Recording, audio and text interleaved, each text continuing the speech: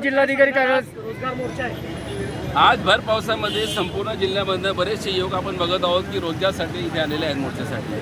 आपल्या जिल्ह्यामध्ये जेवढेही 11 आमदार आहेत पालकमंत्र्यांसकट या सर्व आमदारांची इच्छा आहे की बेरोजगार फक्त त्यांच्यामागे कार्यकर्ते म्हणून राहावे, यांना रोजगार उपलब्ध करून देता कामा नये आणि हे कार्यकर्ते फक्त त्यांच्या मागे फिरावे। म्हणून यांनी कुठल्याही प्रकारच्या इथे कुठलाही मोठा असा फॅक्टरी किंवा प्रोजेक्ट आणलेला नाही आहे। विशेष करून पालकमंत्री असतील, गिरीश भाऊ असतील, हे सक्षम आहेत। इथे तीन मंत्री आहेत, केंद्रात एक मंत्री आहे, तरीसुद्धा या जिल्ह्यामध्ये रोजगार नाही। आपण बघू शकता की हजारोच्या संख्येने इथे रोजगार उपलब्ध झाले आहेत की जे लोक रोजगारासाठी पाणी आमचं, महाराष्ट्र आमचा, वीज आमची, भूमी आमची पूर्ण महाराष्ट्रात घेतली जाते आणि संपूर्ण महाराष्ट्रात जर पाहिलं जळगाव सकट तर MP UPतनं इथे रोजगार भरले जातात। MP UPचे मुलं जर रोजगार करतील तर महाराष्ट्राचे मुलं भुके मरतील। कुठे जातील महाराष्ट्रातली मुलं? आता ही कंडिशन आहे। भविष्यामध्ये येणाऱ्या 2029च्या निवडणुकांमध्ये याच्या विपरीत परिणाम 100% BJPला दिसेलच। ठीक, नाव आणि पद सांगा। मी ईश्वर पाटील, लालासा जिल्हाध्यक्ष, वंचित बहुजन आघाडी जळगाव।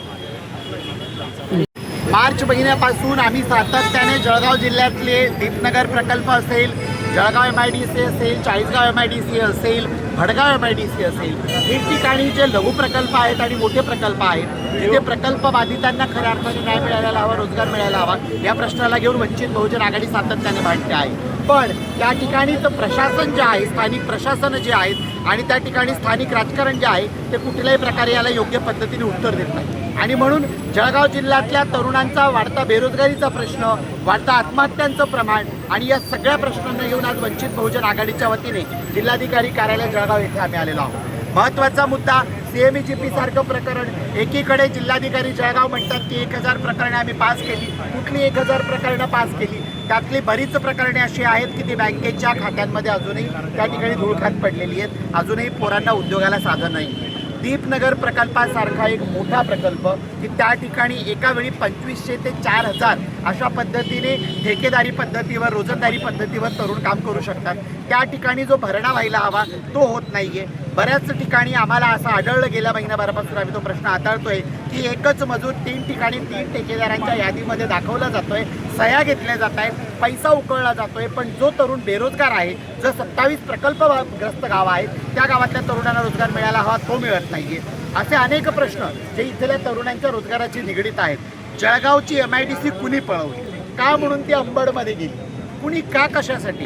जळगाव जो की नैसर्गिकदृष्ट्या समृद्ध आहे, इथे केळी आहे, इथे कपाशी आहे, इथे सोयाबीन आहे, इथे ऊस आहे, गिरणा, पूर्णा, तापी, हतनूर एक सोडून इथे छोटी मोठी प्रकल्प पकडता 32 छोटे मोठी धरणे या जिल्ह्यात आहेत की त्या ठिकाणी प्रचंड मुबलक पाणी आहे। मग MIDC का नाही? जिल्ह्याचे पालकमंत्री महोदय असतील, त्यासोबतच स्वतःला संकटमोचक बनवणारे जामनेरचे आमदार महोदय असतील, अशा पद्धतीने स्टेटमेंट देतात आम्ही हा प्रोजेक्ट आणणार, तो प्रोजेक्ट आणणार, पण अजूनही या जिल्ह्यामध्ये गेल्या 10 वर्षाच्या भारतीय जनता पार्टीच्या कारभारामध्ये एकही प्रोजेक्ट आलेला नाही आहे। असलेल्या प्रोजेक्टमध्ये स्थानिक तरुणांना रोजगार मिळत नाही आहे, उलट बेरोजगारी वाढते आणि या बेरोजगारीच्या विरोधात वंचित बहुजन आघाडीच्या वतीने आज आम्ही इथे रोजगार महामोर्चा कॉल केला होता। या रोजगार महामोर्चामध्ये जिल्हाभरातील तरुण सहभागी झालेले आहेत आणि येत्या 10 दिवसामध्ये आम्हाला योग्य पद्धतीने जर इथल्या तरुणांच्या रोजगाराविषयीची खरी शाश्वती जर इथलं जिल्हा प्रशासन, इथले स्थानिक लोकप्रतिनिधी म्हणून निवडून आलेले माननीय पालकमंत्री महोदय